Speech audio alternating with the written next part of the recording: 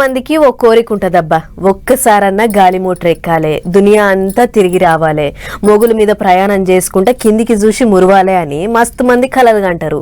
గాలి మోటార్ ఎక్కుడేమో గాని గాలి మోటార్ను చూసేటి భాగ్యం కూడా లేనోళ్ళు మస్తు మంది ఉర్రు. అగో అసొంటోళ్లను కొంతమందిని పట్నం తీసుకొచ్చి అంతా తిప్పి చూపెడుతుండు మంత్రి సారు.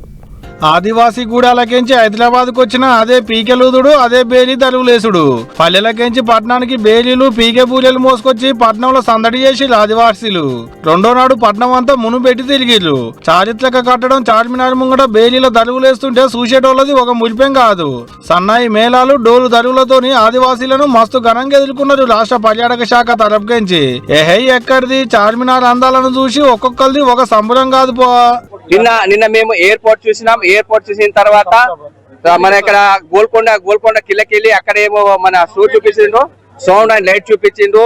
లుంబిని పార్క్ లోని బోటింగ్ చేశారు. మా యొక్క ఆదివాసులు చాలా సంతోషించారు. ఎందుకంటే మా యొక్క ఎమ్మెల్యే గారు మాతోనే ఉండి సకల సౌకర్యాలు కల్పించిండు. పక్క దేశాలకేంచి వచ్చిన పర్యాటకులతో ముచ్చట్లు పక్క పొంటి నిలబడి ఫోటోలు గుంజుడు. అబ్బో చిన్న మురిపేమా అల్లది. అంతేకాదు చార్మినార్ కేంచి నడుచుకుంటా దరువులు వేసుకుంటా పట్నంలో ఉన్న గలీల పొంటి తిరుగుతుంటే చూసిన ఫోటోలు వీడియోలు గుంజుడు సోషల్ మీడియాలో పెట్టుడు. మంత్రి జూపల్లి సార్ సుత పొద్దంతా వాళ్ళతోనే ఉన్నాడు, వాళ్ళతోనే తిన్నాడు, వాళ్ళతోనే మాట్లాడుకుంటా మస్తు ఖుషి చేసిండు పట్నం వచ్చిన ఆదివాసీలను. ఏదున్నా పల్లెలు తప్ప పట్నం అందాలు తెలవని ఆదివాసీలను పట్నం తీసుకొచ్చి ఖుషి చేస్తుంటే మంత్రి జూపల్లి సార్లు వాళ్ళ ఎమ్మెల్యే వెడమ బొజ్జు పటేల్ సార్లు ఎంత తారీఫ్ చేసినా తక్కువేనబ్బా.